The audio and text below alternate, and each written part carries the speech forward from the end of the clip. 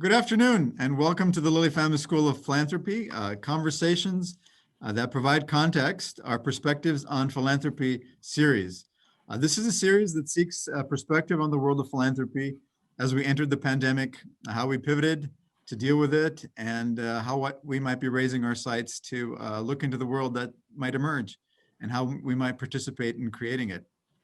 Since we started the series in May, we witnessed an upsurge of protests related to racial justice after the killing of George Floyd. And the philanthropic response to the pandemic and the calls for racial justice have been remarkable, engaging a broad swath of the American population, even reaching beyond our borders. And as we gather just 2 days after a bitterly contested presidential election that is still not decided, we gather here to better understand our common condition through conversation. At the school, we believe that curiosity-based research and scholarship on the field is illuminating, and we seek to connect that to the insights of practitioners. Engaging practitioners helps to advance knowledge and improve practice, and we're pleased to share these conversations. We think that curiosity is not only its own reward, but that it can lead to more thoughtful and effective voluntary action and systematic generosity. We are truly privileged to have as our guest today, Elise Westhoff, President and CEO of the Philanthropy Roundtable. Elise joined the Roundtable as President and CEO in June 2020, so in the middle of the pandemic. And prior to serving as the organization's fourth president, she was executive director of the Snider Foundation, a family foundation based in Bryn Mawr, Pennsylvania. She was the first non-family staff member of the foundation and worked closely with the board to build a professional team and to refine governance and operations. With Ed Snider's donor intent at the forefront, the foundation defined program areas and developed a cohesive grant-making strategy during her tenure. After Ed's passing in 2016, Elise oversaw the transition from a founder-led foundation to an engaged multi-generational family board. Prior to joining the foundation, Elise directed major gifts fundraising for neuroscience programs at the Indiana University School of Medicine. After that, she worked in planned giving and major gifts at the New York Public Library. There, she developed the campaign strategy for all library trustees during a $500 million campaign. Among the trustee gifts during her tenure was a $100 million commitment to name the landmark building. And you get extra credit if you know the name. Elise is a member of the board of directors of the Commonwealth Foundation and a member of the Forum of Executive Women. She has participated actively in the Philanthropy Roundtable since 2015 and joined the organization's board in 2019. She is a former member of the strategy committee for the organization's Alliance for Charitable Reform. Most importantly, perhaps, of everything else is that this is a homecoming for her. She has her bachelor's in history, criminal justice, and political science from Indiana University. Elise, welcome to Perspectives on Philanthropy, and thank you so much for being with us. Thank you. It's such a pleasure to be back. I absolutely love IU, and the time that I spent there is very much cherished and treasured to me. So it's really a true pleasure. Thank you for having me. Well, I anticipate we'll be talking a lot about the election and what that means for our civic condition and what philanthropy can play in that. But before we get there, let's provide a little bit of context for some of our listeners who may not know very much about the Philanthropy Roundtable, and to get a little bit of context of where you're coming from. So to begin, in the summer issue of the Roundtable's magazine, titled simply Philanthropy, you wrote in a note to your community as the new president, and I'll quote here: "At the Roundtable, we celebrate agency and ingenuity and seek to inspire others to action. We also work to protect philanthropic freedom, the right of donors to give their charitable assets how and where they choose. We believe this is essential to strengthening our free society."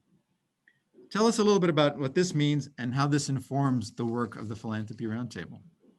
Sure, absolutely. So, the Roundtable, just to give you a little bit of a background, we were founded almost 30 years ago, 29 years ago.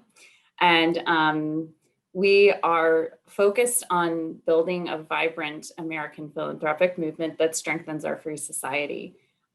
We help donors advance liberty, opportunity, and personal responsibility, and we work to protect philanthropic freedom. So we're known as being, sort of a a center-right group of a network of donors who care about similar issues and just helping them be excellent in their philanthropy. But we also, I think, are known for being quite thoughtful and encouraging real dialogue in the issues that are important to our country, and engaging with people with different viewpoints. So, which I think is really important in our sector. To go back to the quote, what is so amazing and unique about America is our entrepreneurial spirit, and how that really allows us to generate wealth and to build things together, and then enables, a strong civil society. And so philanthropy is at the heart of that. And philanthropy in itself needs to be able to be experimental.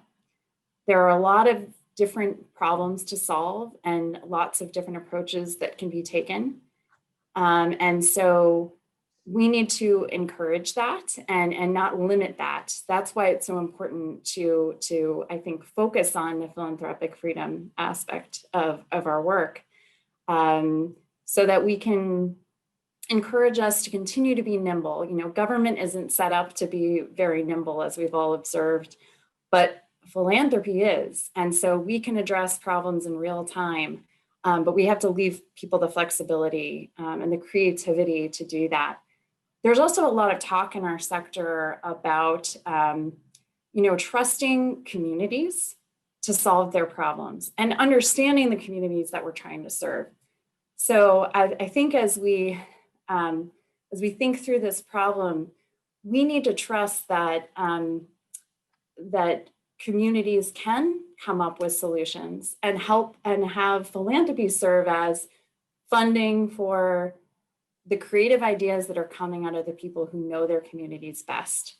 So we want to try to avoid always going with top-down solutions, and allowing each community, and there are lots of different kinds of communities with lots of different kinds of needs, to think about what's the best way to approach and solve a problem. So we want to inspire that in people and encourage philanthropists to think of it that way, but also give them the freedom to try different things to approach the many, many problems that plague our society, and that creativity is essential.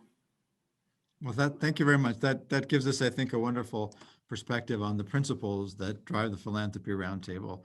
And not that I want to jump to, a theme that actually connects the different divisions in our society, but the notion of listening to communities is something I think that is becoming a strong trend, hopefully across the political spectrum. But we'll get back to principles again, but maybe you can give us a little bit of sense of also kind of the programs that the Philanthropy Roundtable runs, that you use to educate and inform your members and the public. I know you have a big annual conference.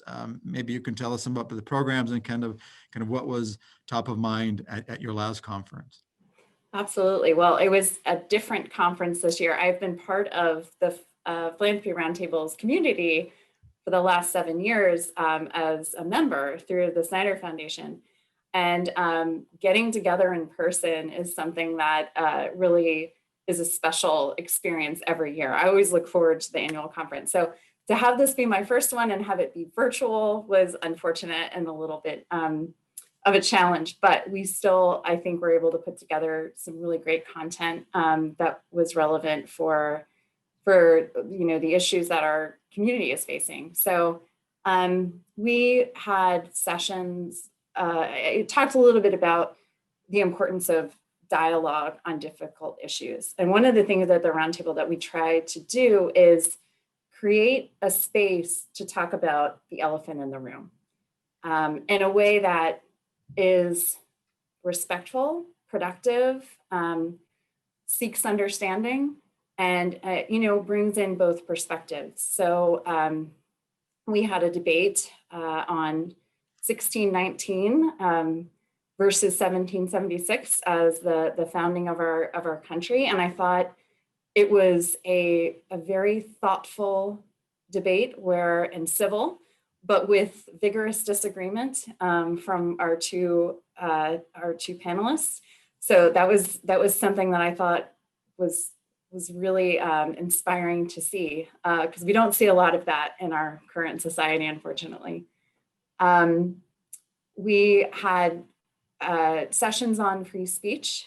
We had Robert Zimmer from the University of Chicago come and speak about college campuses and the importance of speech and dialogue and rich dialogue on campuses to challenge your own thinking and to seek truth, which is sort of the whole point of going to school, not to only think about issues from one perspective. We also talked about threats to philanthropic freedom, which is, again, central to what we do. So educating people on, what are the things that could limit our ability to respond to all of the issues that are coming up, and how we can counter those threats. And, aside from the annual meeting, we've put on a lot of programs over the summer, thinking about, webinars and programs, thinking about how to respond to COVID, how to keep in mind donor intent as you do that, and sort of your role as a fiduciary of funds, even if you're not the founder, you're carrying out someone else's vision for what that foundation is. So how can you be responsive while still serving in your role as a fiduciary and being respectful of the donor intent of your founder? And I think a lot of our foundations and our members found really creative ways to do that. So we helped highlight those things. And then, just criminal justice reform, things that, we really need to have rich dialogue about how we can address some of the very real issues that exist in society in a thoughtful way. And that means really digging deep on what the issues are and how we can thoughtfully address them. Well, that's wonderful. I mean, the criminal justice is another area where we're seeing, different segments of our kind of polarized political differences coming together in some areas, and to try to have those discussions. So as you speak about these difficult dialogues that you're trying to have, your inaugural message in the magazine that we talked about a little bit earlier was, hope through philanthropy.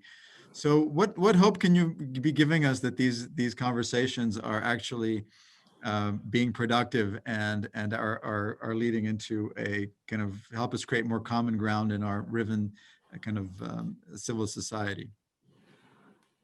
The hope that I was speaking of when I wrote that piece was really more focused on, the ways that I think we have so much common humanity. And I think when we go through a crisis, something like COVID or even the racial injustice, so many of us, I think, came together and thought together. And we may not have agreed on everything, but there were a lot of people who really went out of their way, aside from politics. That's the beauty of philanthropy, to help their neighbors in lots of different ways. And that means, coming up with trying to fund vaccines or medical treatments. It means, thinking about criminal justice reform, thinking about education and how to reform, the broken system there, which I think is another theme that has come to light. So I do see a lot of areas where we are working together to come up with solutions, and our neighbors are helping neighbors. And that is the thing that we should capitalize and focus on. The flip side of that, I don't know if you want me to dive into, sort of the election and where we are, and some of the issues that I think are coming up from that. I think in general, our sector tends to be more progressive. And I think that unfortunately, some of us are a bit out of touch with what's happening in everyday America. and the issues that are being faced. And I speak to this very personally because I have family in rural Indiana, and they're facing issues of poverty, lack of education, incarceration, teenage pregnancy, addiction, and there are a lot of really deep challenges there. And I think our sector has not done a very good job of seeking understanding for the challenges that are being faced there. It doesn't mean that racial injustice or what's happening in inner city communities is any less important. It just means that, we have and I think this came out in the election, it's almost like two countries. And if we're gonna come together, we've got to really be able to listen to all of the concerns and recognize them and not shame our other people, because I think that that's not the way to overcome these very real issues, or overcome some of the probably pretty bad views that some of these people hold. It's some of them. I don't think that's true of every Trump supporter. I'll just say that right now. But I think that there are, if we're going to address some of the pain that's coming out as anger, we need to understand where that's coming from. And I don't think our sector has done a good job of that. And unfortunately, I think we can take the lead instead of fueling the fire and creating more divisions. We can take the lead on finding ways to approach conversations with empathy and concern and listening and truly seeking understanding. And that's the only way I think that we'll find more common ground. So I hope that this election can be a bit of a wake-up call that that's something that needs to happen. Well, thank you, Elise. And I've been a big admirer of the kind of historical richness of the Roundtable's approach, both through the magazine and then the almanac, that huge doorstop that you produced that is a wonderful overview of the historical role of philanthropy in America in the context. And certainly this election is historical across many dimensions. And as before we came on, we were speaking about that in the current issue that I haven't really had a chance to really read.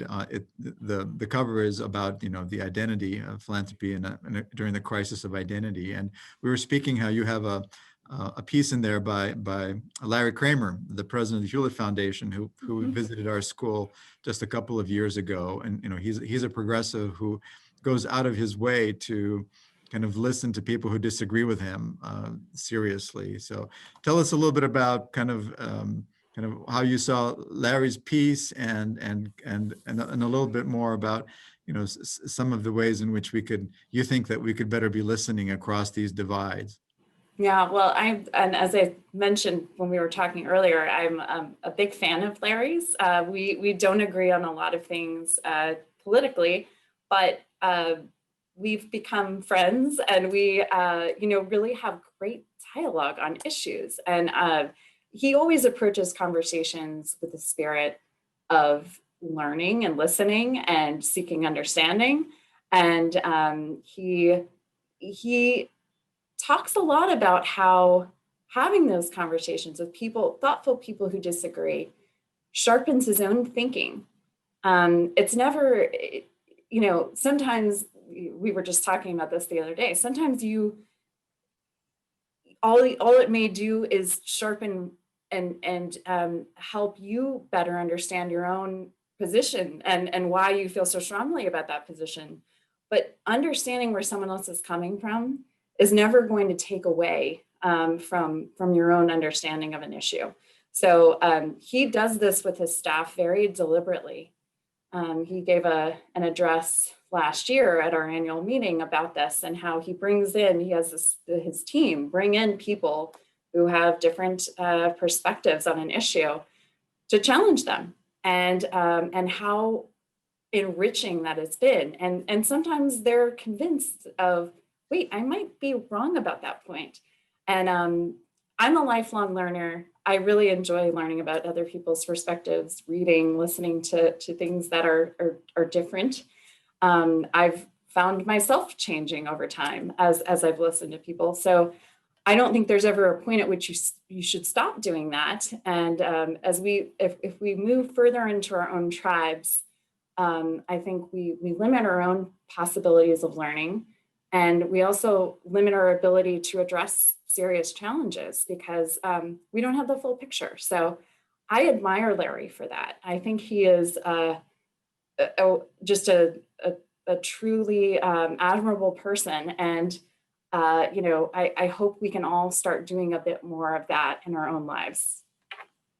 Well, I agree with you, and I'm also part of the Larry Kramer fan club as well. So let's turn to some of the, if you will, more prominent critiques of philanthropy that have not only been prominent in the industry, so to speak, but have actually brought philanthropy into the mainstream press in a way that we haven't seen for a long time, maybe since the Gilded Age. But there's been books by Edgar Villanueva, ranging from his decolonizing books to Rob Reich from Stanford, to Anand Giridharadas and David Callahan, all in some way or another really speaking about the problematic nature of wealth and wealth concentration. And sometimes I think that what they're worried about is the concentration of wealth rather than kind of a broader understanding of philanthropy.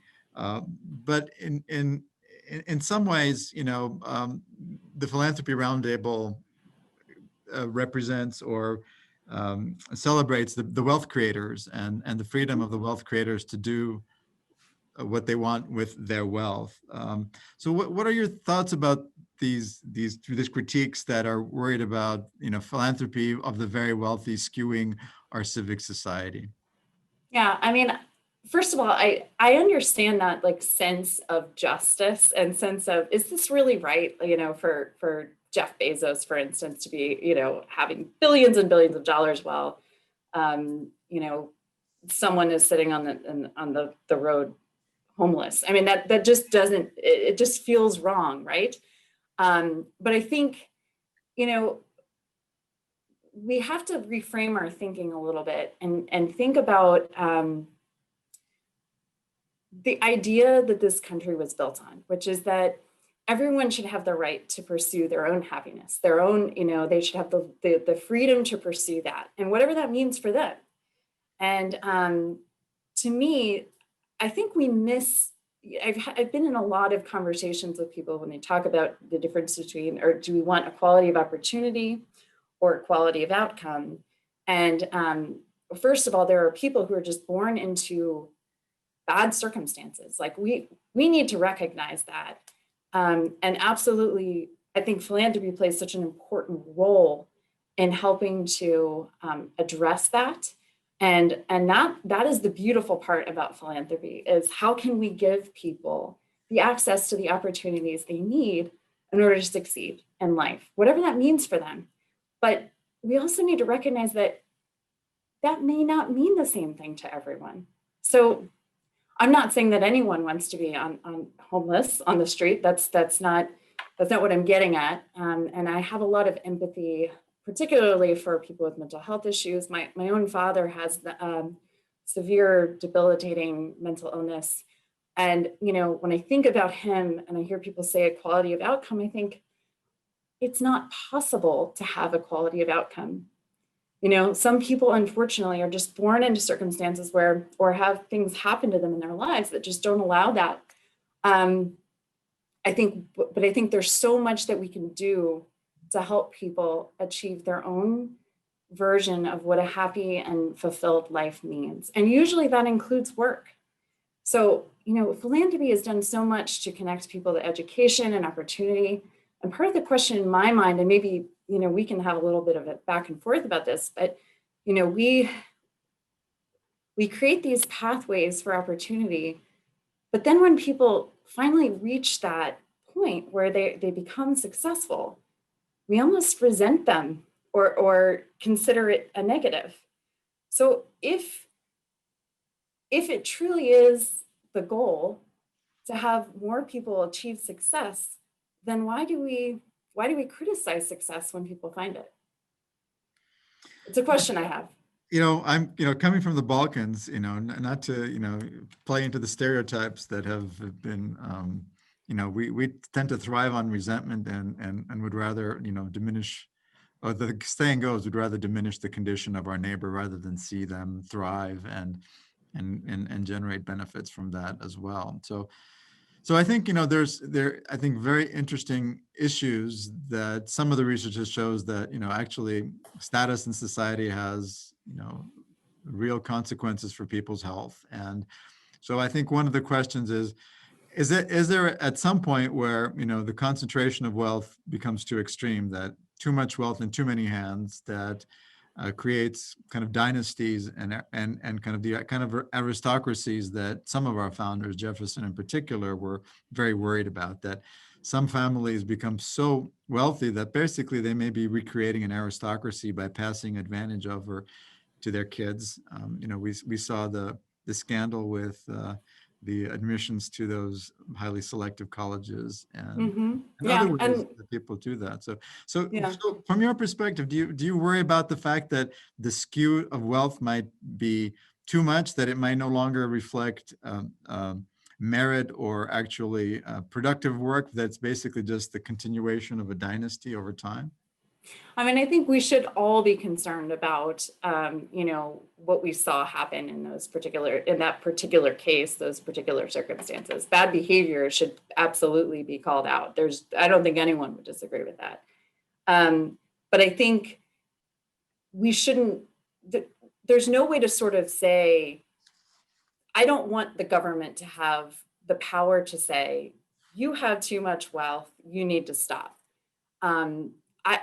I think we all, Jeff Bezos, for example, has completely changed the way that we all live. I mean, really, he's changed society drastically.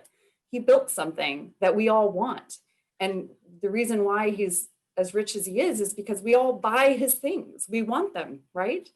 And I understand that there are people who didn't do that, who have money, just as there are people who, like my father, who, unfortunately was just plagued with something that was beyond his control. And I don't think we can solve for everything.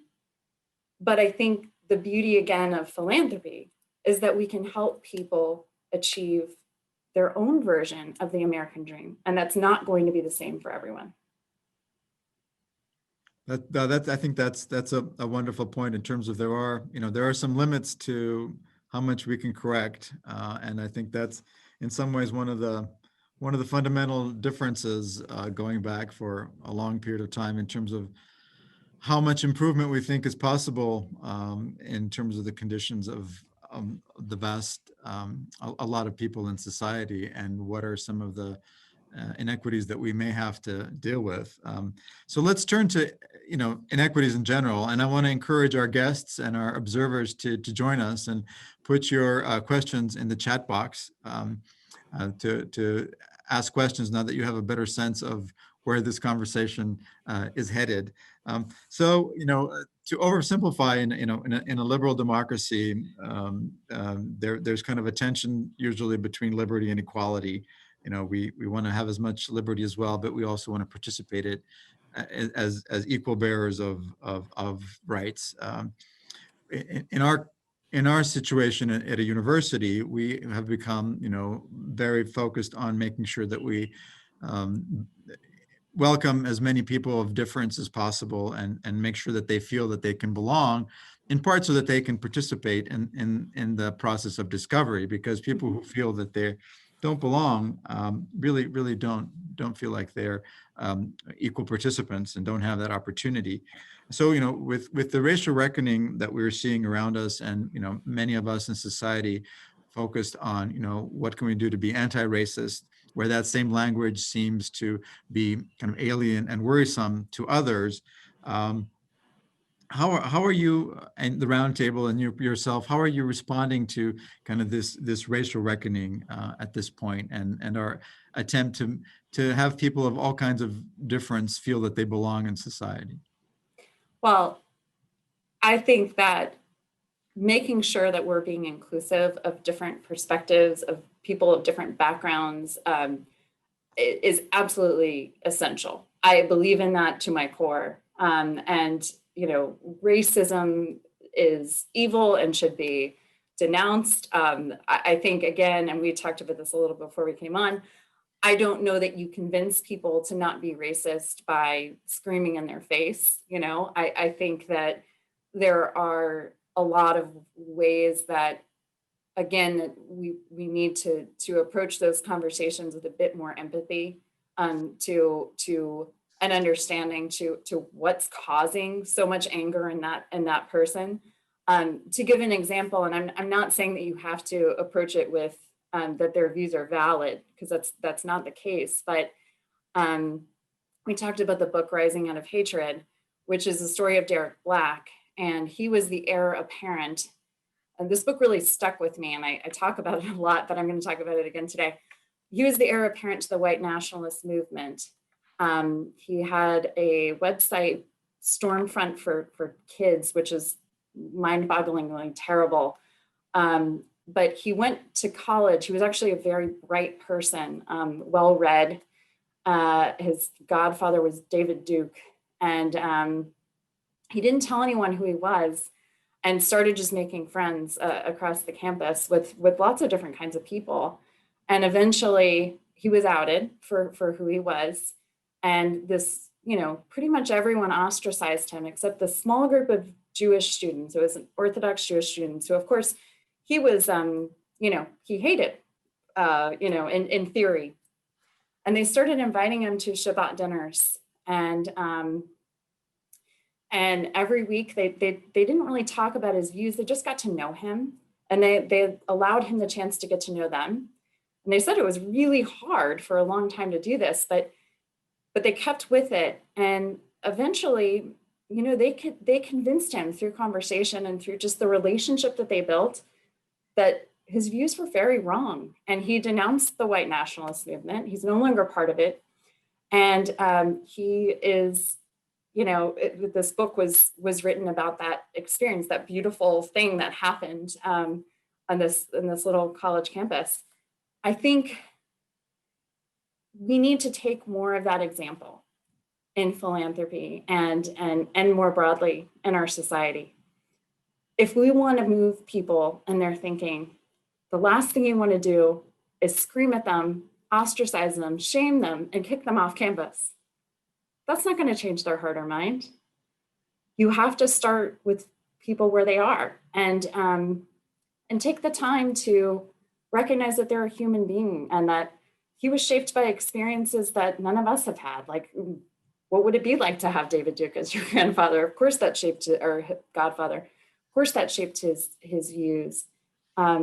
So how can we show more love, respect, and understanding, even when it's really hard to do that, and move forward in a more positive direction? So I think we've done a good job as a sector, and more broadly, you know, sort of listening to minorities, and I think that's extremely important.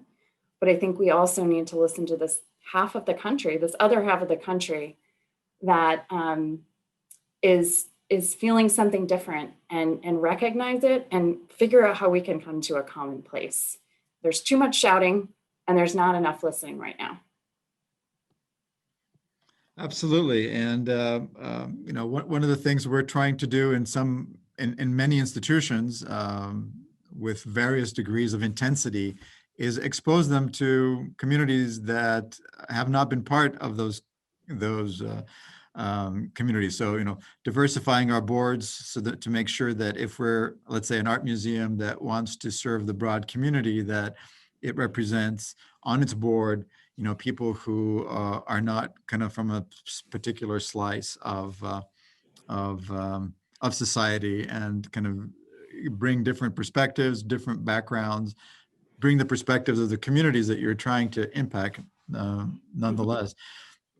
What are you seeing kind of programmatically at the roundtable, or among some of your members and the people who in your circle? What are they kind of trying to do, both to reach out to kind of racial minorities, or maybe even the voices of people who are also feel beleaguered but may not be from a minority status? Well, I think, as you know, there's an incredible amount of focus on this in our sector right now.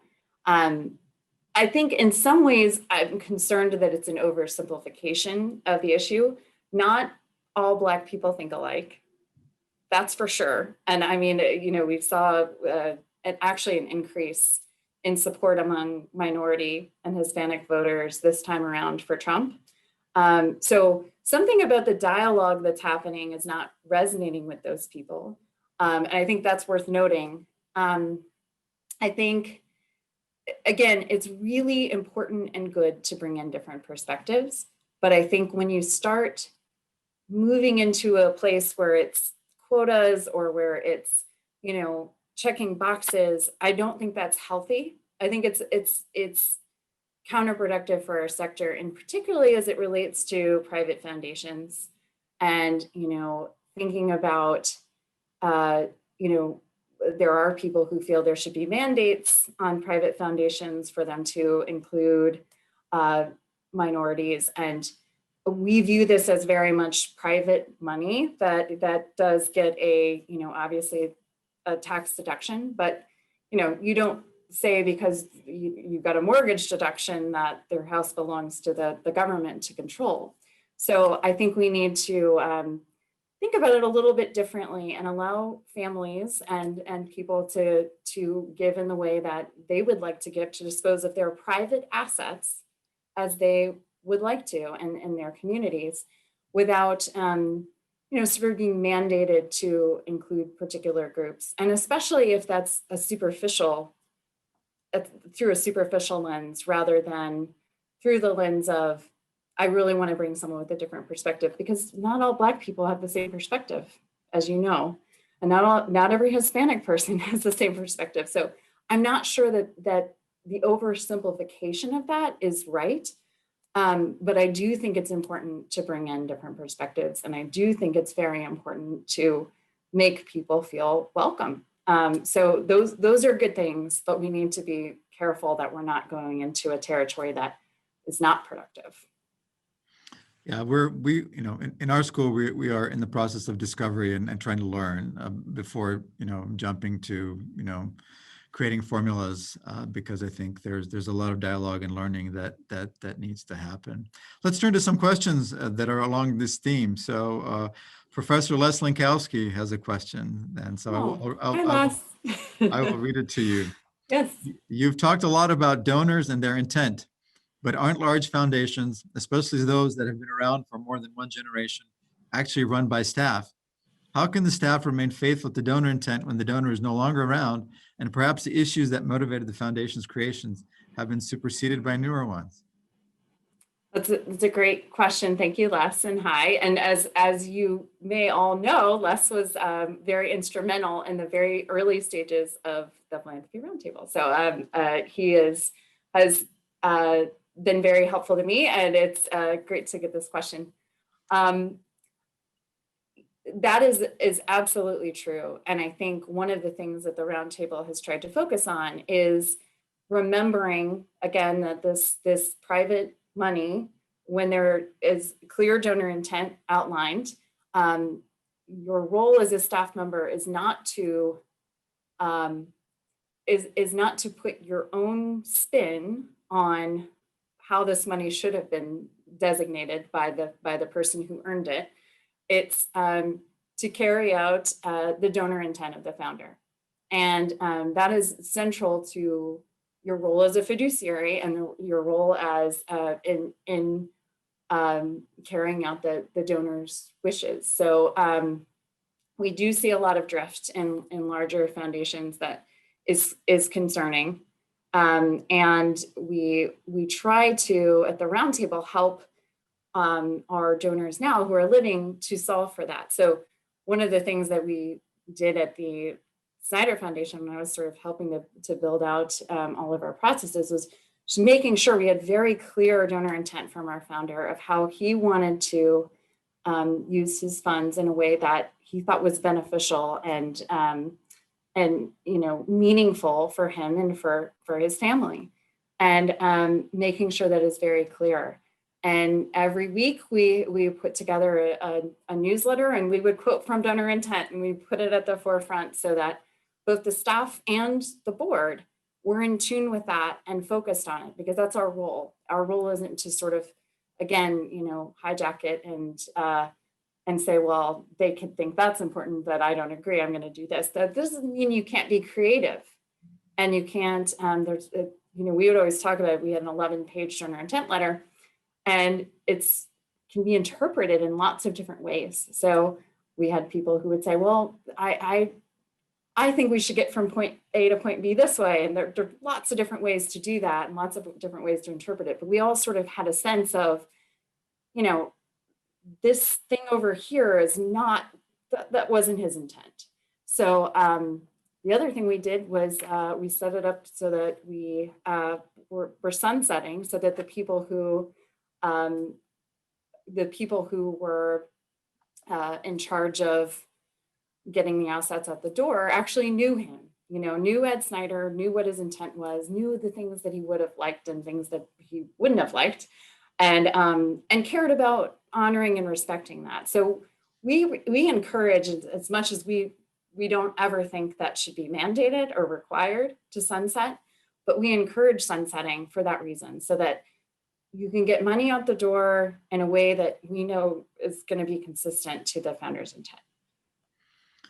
Well, that's a wonderful question and wonderful answer. And my understanding of the history of the Philanthropy Roundtable is that this is basically one of the founding issues for why the Philanthropy Roundtable was actually created. So, that's really wonderful to hear your great response to that. And I think, in our current society, we're having more vocal critiques that are familiar of an earlier era that question the way wealth is actually generated and whether it's generated equitably.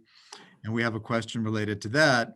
But before I get to that, let me ask a question from one of our doctoral students who asks a more practical question. And she asks, how do Philanthropy Roundtable members address the movement for foundations to apply their missions holistically to their operations, to the human resources, grant making, asset investment? So making sure that kind of your investments support what you're trying to do with your grant making. For example, if you're interested in criminal justice and you think that privatization of prisons is a bad thing, that you make sure your portfolio doesn't include that, or that if you're interested in climate improvement, that you do actively invest in wind farms or solar and things like that, and then you treat your organizational staff in the same way you would like to, to help improve their lives at the same time. Do you see that happening? Oh, we definitely, it is a trend, definitely in our sector. What we find is it's a complicated trend to navigate, because I think as we've kind of observed, there are lots of different ways to think about what's best for society, right? And people have different views of that. So there are these, funds that are set up, and I'll just to give you again an example that related to the Snider Foundation. We worked to fight anti-Semitism. Well, some of these funds are, against Israel, and so they wouldn't have been consistent with our personal our personal views on that. So I think, while I don't disagree with it in theory, I think it can be I always sort of resisted it in the sense that we had our portfolio of grantees that we were supporting that took a lot of due diligence and time to think about how they fit into our donor intent. And to have to do that on the investment side as well seemed to be an extra challenge for us, because I couldn't ensure that investing in one of these pre-made funds was actually not going to contradict our principles. So we worked to just really try to maximize our return so that we could do the most good through our grant making. But I understand people who feel like that's an important part of what they do, and that they want to be consistent in those principles. I just think it's a little bit more challenging than it may seem on the surface. Absolutely, yeah. Let's go back to the broader issue of how wealth is generated and concentrated. And our visiting fellow. So that previous question was from Pat Jenin, one of our doctoral students. Next question comes from visiting fellow Mickey Levitan, who asks, or he comments, first, before he asks, in addition to creating an extraordinarily successful business, one reason Jeff Bezos is so wealthy is thanks to government-derived tax policy.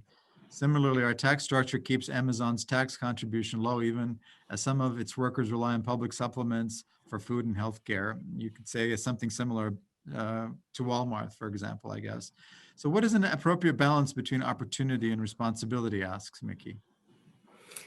Oh, these are, I mean, it's a great question, and these are incredibly complex issues. And, you know, I think finding that balance, if there was a really simple answer, we probably would have identified that balance already.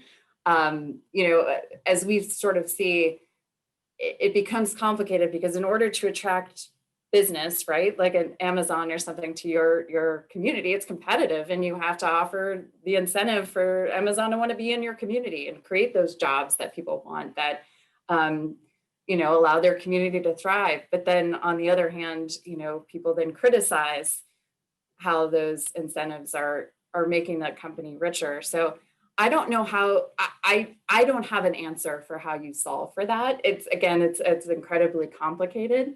But I recognize that there is a tension there, and that it's a challenging one to overcome. And I am not a PhD in anything. So, but I do have, you know, some views and some practical experience, and I definitely believe in, you know, the role that philanthropy plays in our society, and the role that a strong free market system plays in allowing that to be possible.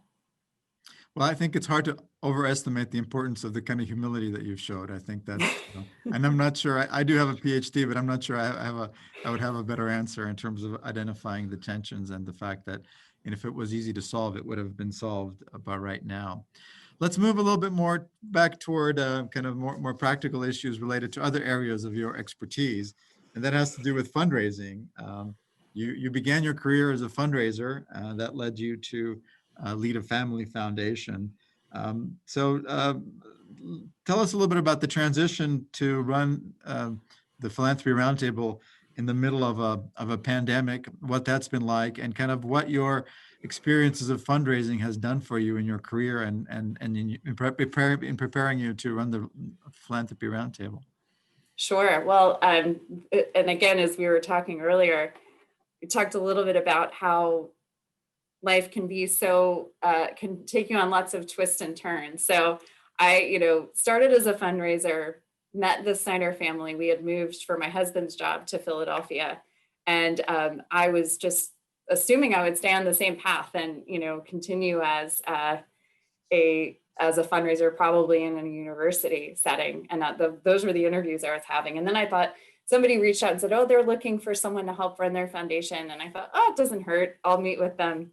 And I, you know, really did not think that it was the right fit for me. And I, in fact, said no to the job offer at least 4 or 5 times.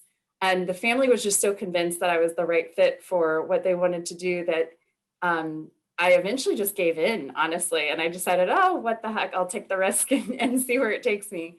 And so, you know, the role of just kind of luck and, you know, taking a little bit of a risk, taking a step back maybe to step forward, I think is one that I've valued quite a bit. But through that experience, you know, I feel like I've been very lucky to have both, you know, the fundraising side, which I've always loved, and it's fun to be back doing fundraising again, but also to have a sense of what the people and the foundation, the staff, and also the principals are dealing with as they're thinking about how to invest wisely, which is not an easy thing to do.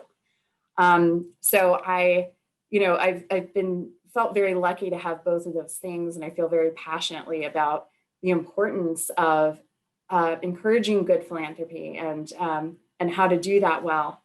So it's exciting to join the roundtable and again to be back doing fundraising, which is an enjoyable thing for me. In terms of the transition during a pandemic, certainly not an easy one, in the sense that, I've got 3 little guys. We moved in the middle of the pandemic, our whole crew of people, and, getting adjusted, and then, leading a team that you haven't met in person, so everything's over Zoom, which makes it harder. I think it's a lot easier to sort of build that team spirit and the camaraderie that you need to be an effective team when you're in person. But we've managed through it and found ways. Thank goodness for Zoom. I barely used it before a year ago, and now it's maybe 8 Zoom meetings a day. I don't know about you.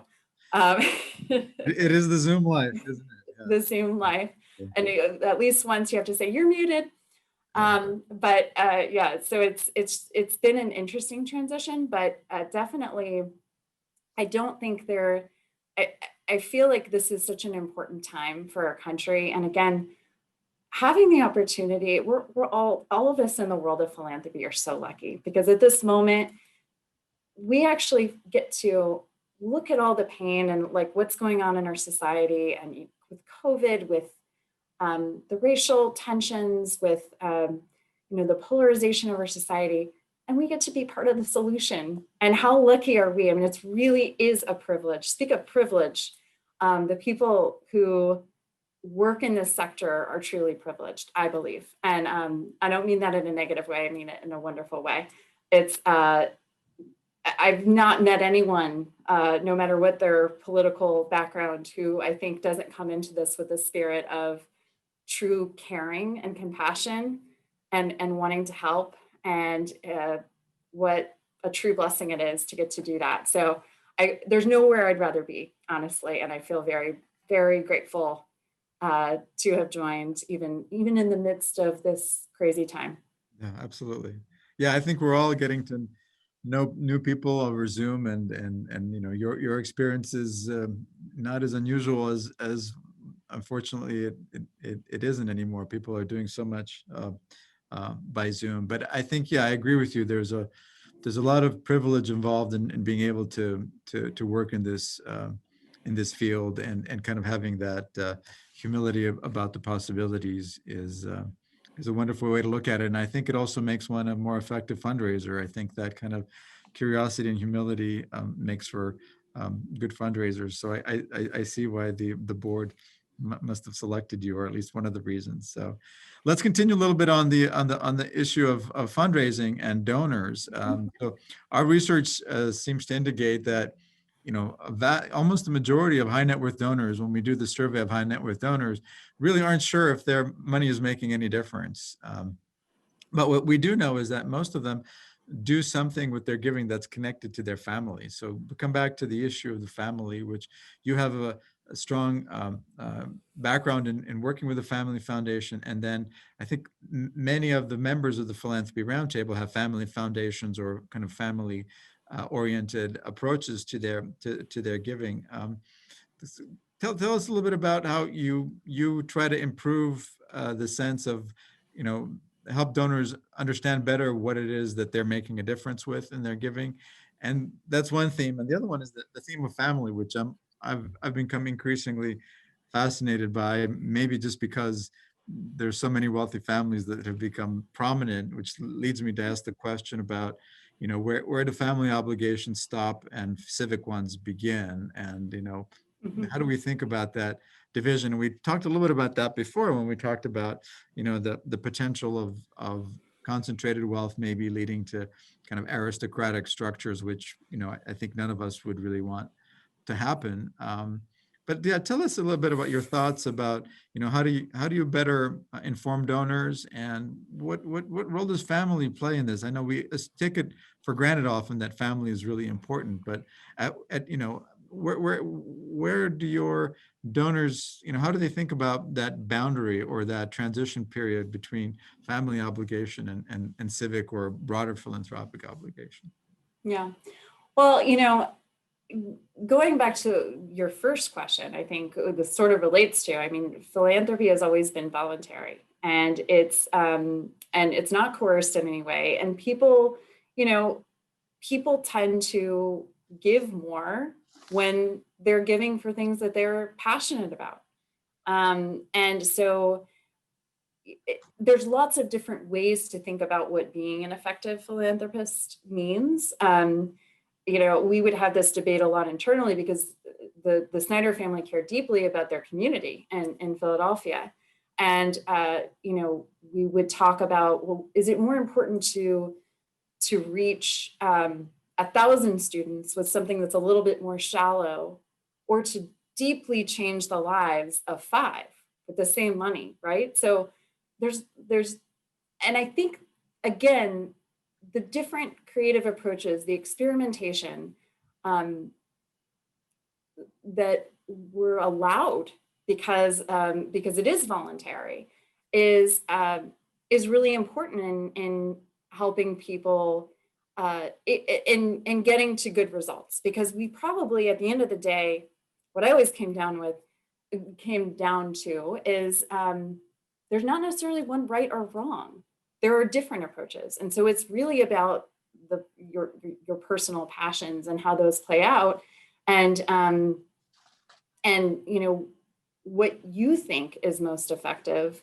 And that can be through listening to the community and listening to what they say they need. And it also can be in just trying different things, experimenting. We need a range of different solutions. So I think about something like Snider Hockey, which is something that Ed Snider started, where he brought in inner city kids, got them involved in the game of hockey, but through that, he would teach them life skills, and they had to make grades in order to be part of it. And they had to, they had private tutors, and they would teach life lessons, hard work and perseverance, and sort of that pathway to success.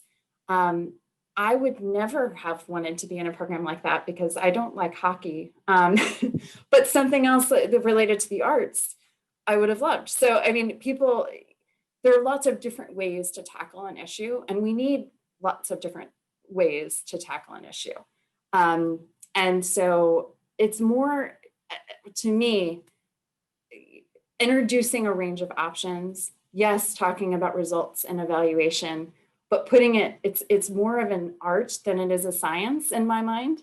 I don't think you can boil it all down to numbers. And again, if you send 5 kids to school and give them a full ride, that might cost a lot of money, but how is that going to change the trajectory of their life versus, having a series of webinars? Like, they're totally different things. So we try to help, introduce that range. And then in terms of your question about family, I will just go back again to the voluntary nature of this, and that there are many people who experience the joy of philanthropy together as a family. And I don't think we should necessarily critique that or put that down. It's, and I guess you might be getting at something. It has enough of its challenges as it is, right? Some would say, no comment there. But I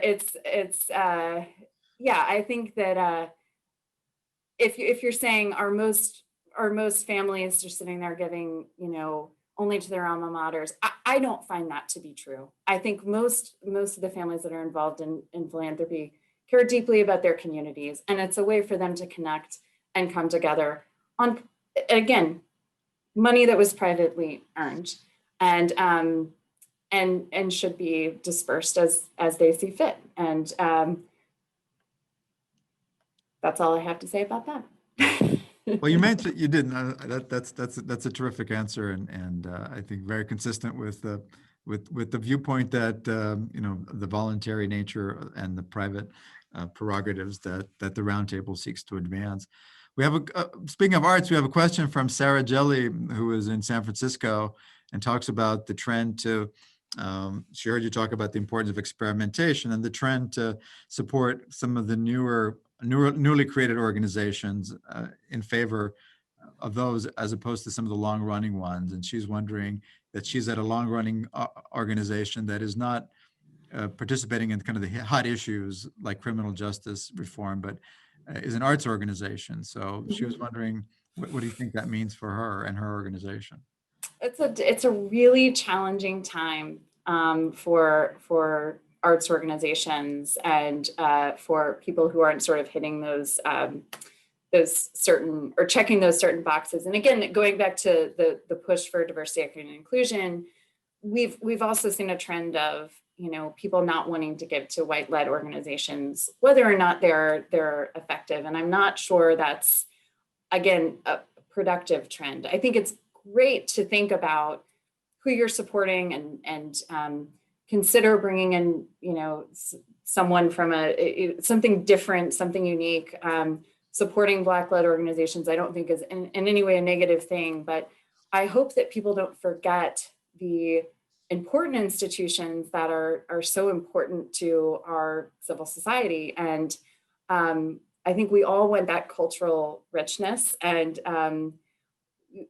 the shaming that is going on right now around, sort of, if you're giving to this kind of organization, it's bad, and the pressure for those organizations that really don't have a particular connection to certain issues that are going on to make statements about them, I think is, again, counterproductive. And I just don't think it's healthy for our sector. So I empathize with the person who's asking this question, because I think it is an issue that we're facing. But I do think that eventually we'll come around to being a little bit less judgmental about the myriad different approaches needed to solve and address issues that our country is facing. And some of that is just having strong culture in our communities.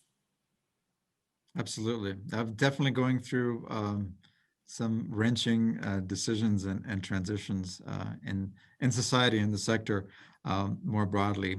One of the questions that was submitted before during registration had to do with women's leadership in philanthropy and the question of how to get more women in. And we have done a lot of research through the Women's Philanthropy Institute to document some of the different behaviors that you get when women or men make decisions in philanthropy. And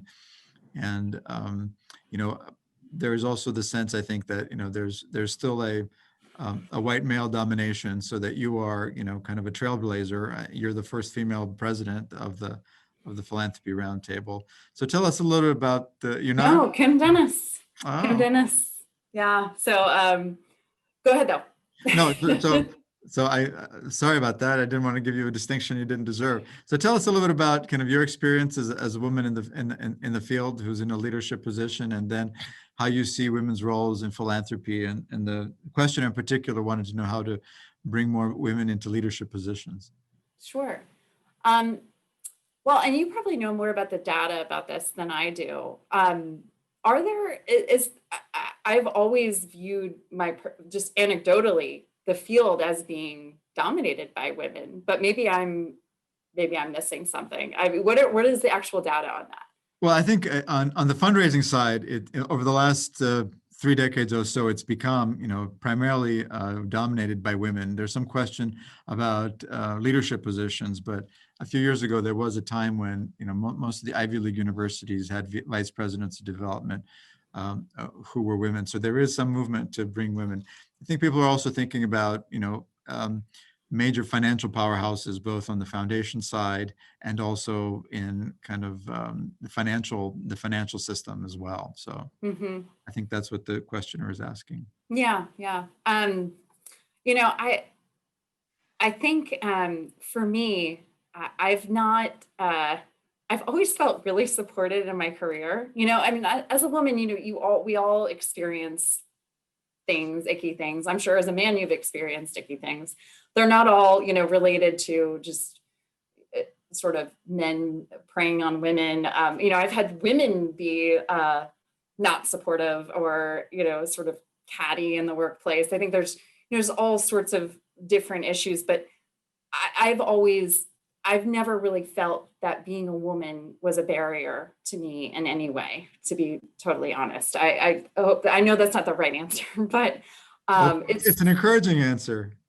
It's the truth. I've felt just very supported in my career by both men and women had challenges, but by and large, that has been the case. And I think that women can sometimes be, I think we need to be bold about, trying to seize opportunities and putting ourselves out there for things that maybe are a stretch. I mean, honestly, when I put my hat in the ring for this position, I knew I would be up against a lot of really impressive people. And, I was just excited about the fact that I was given the opportunity. And, I think we need to do more of that and not just make an assumption that, oh, I won't try because, I think somebody else might be better. We need to be bold. And so that's the advice that I would give to women is like, be bold about what you think you can do, be confident about that and go for it, and support other women. I really believe that I've loved the female mentors that I've had in my life and the male mentors, by the way. I've had great male mentors too. But I think we tend to not do enough of that. And we should definitely do more of it, and be conscious about it. Help support women to rise up in the ranks, because I do think we're different and we bring something different to the table. And not that one's better than the other, but it's good to have that mix, and would love to see more women supporting other women.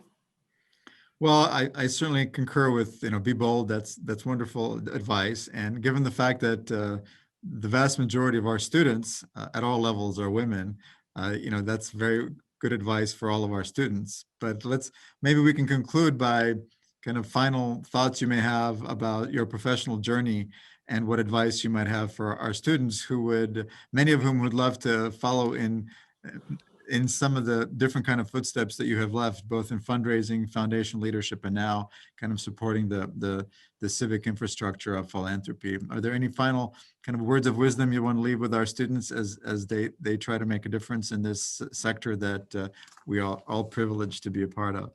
Sure. I would say follow your passions, do something that you're excited about. There is just absolutely no way that you can move your career forward without a lot of hard work. Anybody who tells you otherwise is not telling the truth. I've slept under my desk to many, many times, almost an embarrassing amount of times. It does take hard work, and it takes taking risks, being bold, and doing something you love, because it makes it so much more tolerable to put in that hard work if you love what you're doing. And then just to emphasize something again that we talked about earlier, keep learning, keep your mind open. Don't go in your corner and get with your tribe. That's the easy thing to do. The hard thing to do is to listen, to learn, to open yourself up to different ideas, and be open to that as part of your journey. So that would be my That's advice. wonderful. Well, you mentioned, one of the things I really focus on or have started to focus on with students is to think about their information diet and where do they get their information. You mentioned out of hatred. Knowing what people typically consume in terms of information in our sector, what is it that they should really pay attention to that they might not be paying attention to kind of keep that learning and that curiosity going? Yeah, I mean, if you follow, I'm just going to put in a personal plug. If you follow the information that's coming out of the roundtable, I think it does have some balance. I mean, obviously the Chronicle on Philanthropy, I think they're really trying to make an effort to be more balanced in that way than they have been previously. And so, which is encouraging to see. We've been in the Chronicle a lot more recently than we ever have been. And then just, more broadly, culturally, I really make an effort to read the New York Times, read the Wall Street Journal, read things that you don't agree with necessarily. But just to see how other people are viewing the same issue, it's really illuminating. And sometimes you are thinking, wow, how is the other side not talking about that? Or that seems really important. So I try to just give myself that diet of really broad range of perspectives, And I force myself to read things that I don't want to read because I know that it'll help my thinking. So I know I that's love sort of that. a big answer, but Absolutely. You have to be curious about things that we're going to disagree with what you think. I think that's a wonderfully wise note to end on. Elise, thank you so much for a stimulating and enlightening conversation. And thank you for our participants on Zoom for joining us to explore perspectives on philanthropy. We invite you to join us for our next discussion featuring Lucy Bernholtz, Director of the Digital Society Lab at Stanford. She'll join us December 10 at 12 p.m. Eastern Time. And by then, hopefully, we'll know who the president is, so you don't have to keep checking what the count is. Elise, thank you so much. thank Bye-bye. you for having me. Bye-bye. Bye, everyone.